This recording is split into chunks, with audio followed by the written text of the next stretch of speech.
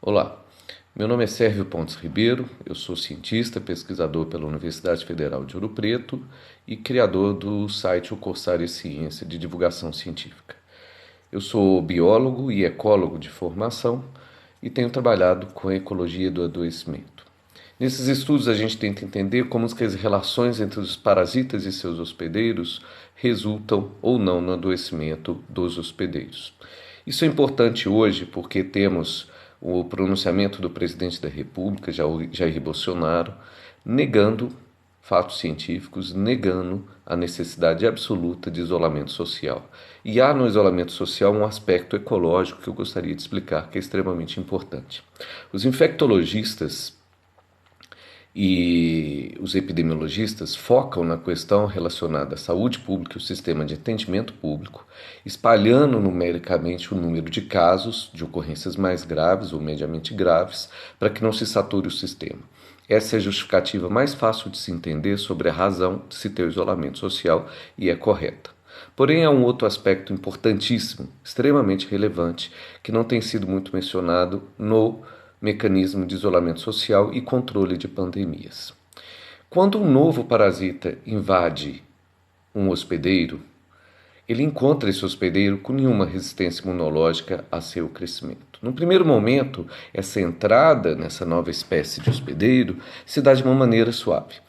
Essa é a diferença entre o adoecimento e o parasitismo. Quando você tem um organismo vivendo dos seus órgãos, dos seus tecidos, ele só lhe causará uma doença se as taxas reprodutivas, ou seja, o tanto que ele reproduz por tempo dentro do seu corpo, lhe destrói tecidos ou órgãos ou partes do seu sistema de defesa. O adoecimento é resultado de uma elevada taxa reprodutiva desse organismo parasitário dentro do seu corpo. A mesma coisa, né, é o que a gente vê agora com o coronavírus, com apenas 5% da população, os mais vulneráveis, tendo então o adoecimento.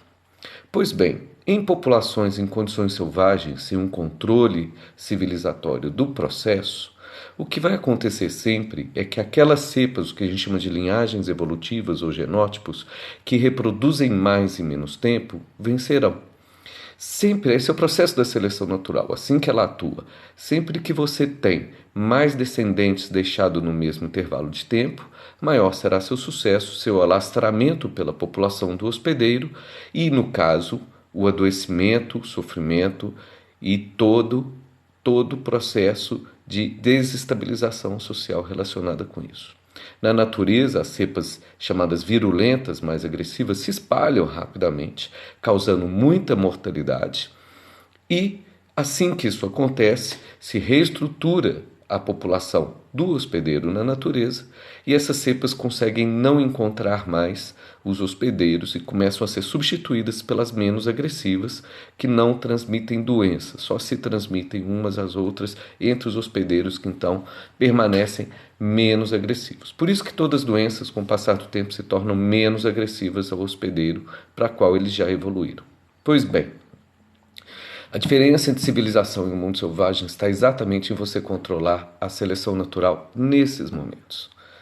A gente tem que ver que podemos entrar num processo de exposição uns aos outros e dar armas aos eugenistas, às pessoas que não se importam com o sofrimento de ninguém, não se importam com a morte, com toda a tristeza, pobreza e miséria que vai sobrecair sobre essa camada da sociedade que irá morrer, e criar todo o ambiente necessário para que as cepas mais agressivas, virulentas, se espalhem na nossa população, causando um certo caos social que trará mais prejuízos econômicos do que lutar contra isso agora.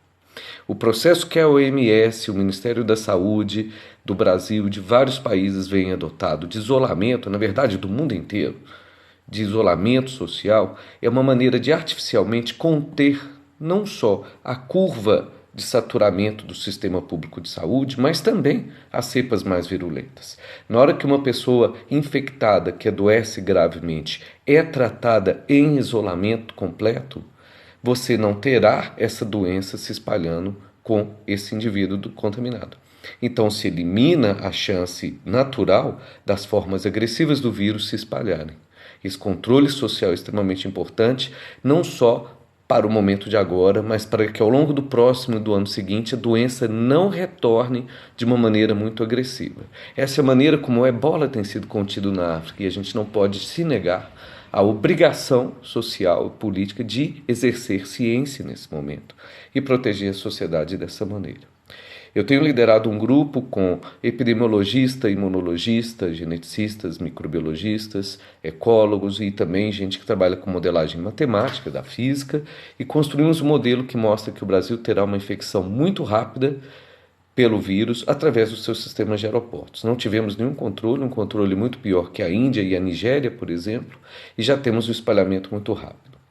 Todas as cidades do Sudeste com uma excelente capacidade hospitalar irão sincronicamente chegar no pico de curva se nada for feito, e um pouco mais tarde a região norte e centro-oeste, com consequências terríveis às populações indígenas, tradicionais, nos lugares mais afastados e com poucos recursos para a saúde. Isso há chance de reverter, há como mudar isso, mudando a política de controle a partir dos aeroportos, mas essencialmente isso não dará mais certo porque o vírus já está se espalhando na população se não nos mantivermos em casa. Permaneça em casa, não escute seu presidente, não compre coisas de empresários que são genocidas.